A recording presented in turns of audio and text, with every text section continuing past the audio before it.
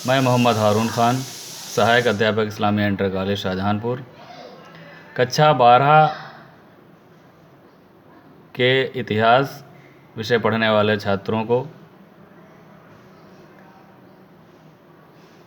इससे पिछले वीडियो में जो फर्स्ट चैप्टर है कक्षा 12 की इतिहास की किताब का, हड़प्पा सभ्यता, ईंट, मनके तथा अस्थियाँ, इसका कुछ भाग पढ़ाया था, जिसमें हड़प्पा सभ्यता से परिचय कराया था।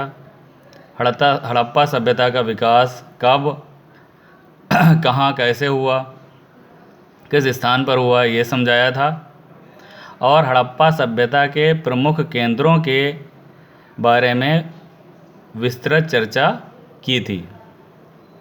अब इस वीडियो में हम लोग हड़प्पा सभ्यता में जीवन निर्वाह के माध्यम और किस प्रकार से वो जीवन निर्वाह करते थे, व्यापारिक संबंध कहाँ किससे थे, इसके बारे में चर्चा करते हैं। हड़प्पा सभ्यता में जीवन निर्वाह के माध्यम या जीवन निर्वाह के तरीके। हड़प्पावासी शाकाहारी और मांसाहारी दोनों थे, मतलब ये शाकाहारी भी थे और मांसाहारी भी थे। गेहूं, जौ, चावल, तिल आदि उनके प्रमुख खाद्यान्न थे।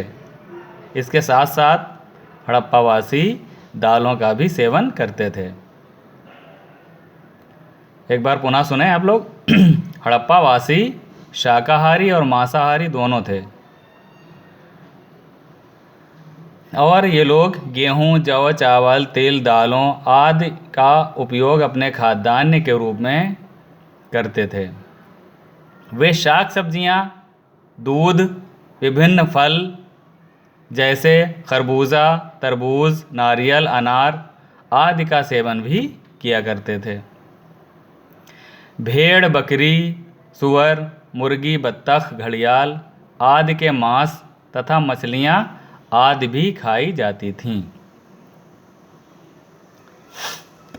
इन चीज़ों का भी इस सभ्यता के लोग सेवन करते थे। वे सिले वस्त्र पहनते थे जो सूती व ऊनी होते थे।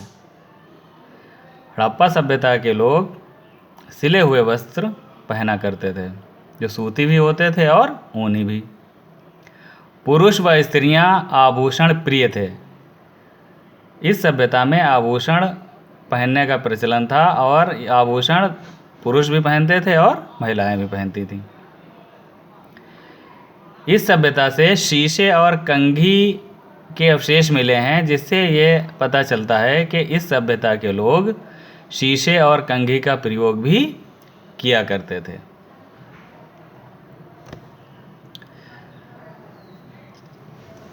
अब आगे बढ़ते हैं हम लोग। कृषि। हड़प्पा सभ्यता का प्रमुख कार्य, इनके हड़प्पा सभ्यता के लोगों का प्रमुख कार्य कृषि एवं पशुपालन था। कृषि एवं पशुपालन। व्यापार भी होता था, जिसके बारे में हम लोग आगे पढ़ेंगे। कृषि। यहाँ की प्रमुख खाद्यान्न फसलों में गेहूं, जौ, दाल तथा तिल प्रमुख थे। इन फसलों की कृषि बड़ी मात्रा में की जाती थी। यहाँ खेती के लिए बैलों का प्रयोग किया जाता था, जिसका उदाहरण बनावली के मिट्टी के हल के प्रतिरूप में प्राप्त होता है। बनावली से एक मिट्टी का हल प्राप्त हुआ है, जिससे पता चलता है कि उस समय के लोग हल और बैलों का प्रयोग करते थे। यहाँ एक स्थान पर 2 फसलें उगाने के संकेत भी मिले हैं, कि एक साथ 2 फसलें उगाई जाती थीं।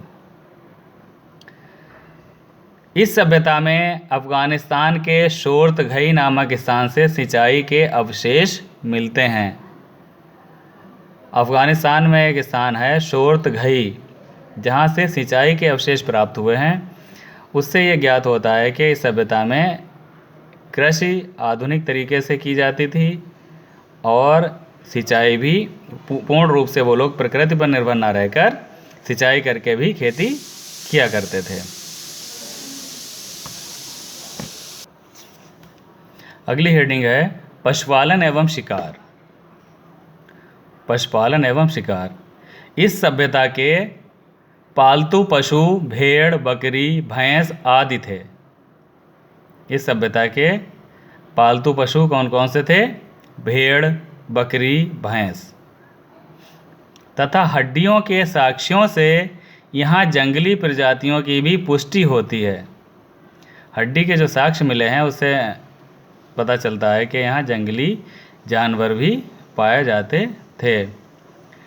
पशु, पक्षी एवं मछलियों की प्राप्त अस्थियों के आधार पर यहाँ के निवासियों के मांसाहारी होने के संकेत भी प्राप्त हुए हैं।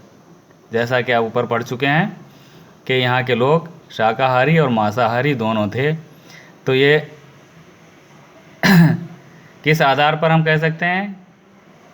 ये इस आधार पर कह सकते हैं कि जब वहाँ की खुदाई की गई तो वहाँ पशु, पक्षी एवं मछलियों की प्राप्त अस्थियों वहाँ पशु, पक्षी और मछलियों की अस्थियाँ प्राप्त हुईं, जिस आधार पर ये पता चलता है कि इस सभ्यता के लोग शाकाहारी और मांसाहारी दोनों थे। शिल्प उत्पादन। शिल्प उत्पादन में चनहूदड़ो प्रमुख स्थल था। शिल्प उत्पादन के मामले में चनहूदड़ो प्रमुख स्थल था।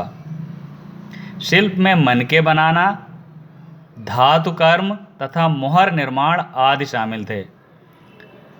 शिल्प के अंतर्गत मनके बनाए जाते थे, धातु के कार्य किए जाते थे और मोहरों आदि का निर्माण किया जाता था। मनकों का निर्माण लाल रंग के कार्नेलियन, जैस्पर तथा सेलखड़ी आदि से किया जाता था। मनकों का निर्माण लाल रंग के कार्नेलियन, जैस्पर और सेलखड़ी आदि से किया जाता था। व्यापार। दूर के क्षेत्रों से कच्चा माल प्राप्त करने के लिए व्यापारिक केंद्रों के आसपास बस्तियां बनाई गईं थीं, जैसे अफ़गानिस्तान में शोर्तघई के समीप नीली लाजवर्द मणि प्राप्त करने के लिए। हड़प्पावासी सुदूर अरब प्रायद्वीप से वस्तुओं का आदान प्रदान करते थे।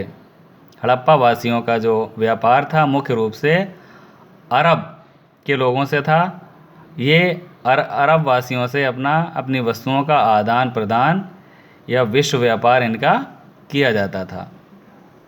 उनकी आवश्यकता की वस्तुएं ये यहाँ से अरब भेजते थे और अपनी आवश्यकता की वस्तुओं को अरबों से प्राप्त करते थे।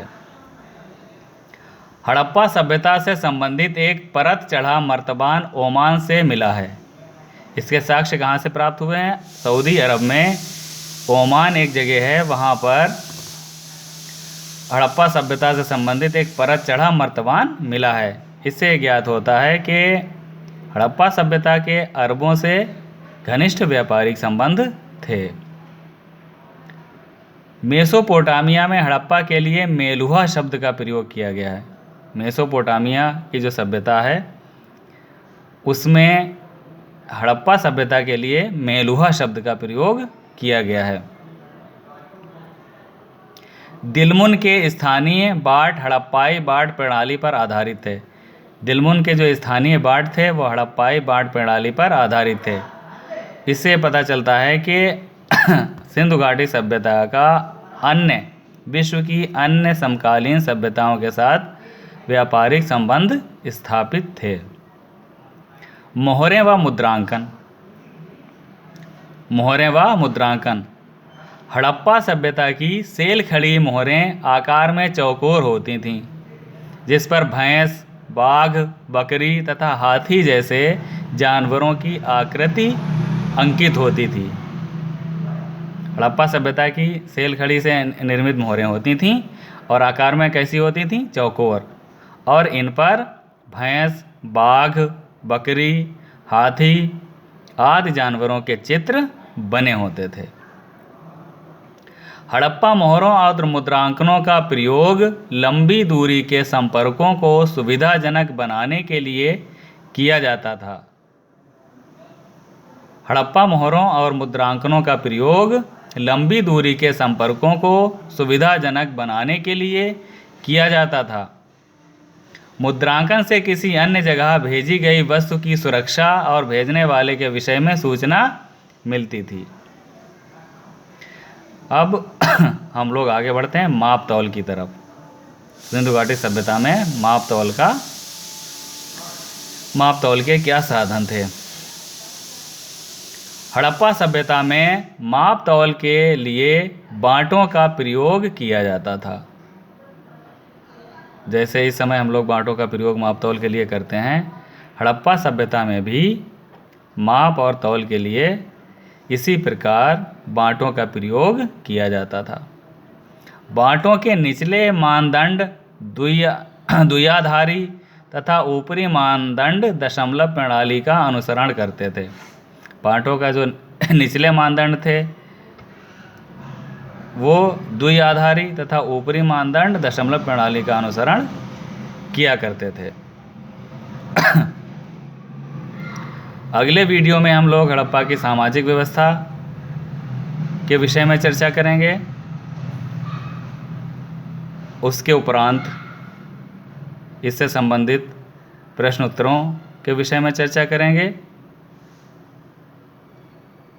इसी के साथ मैं अपनी बात ख़त्म करता हूँ। धन्यवाद।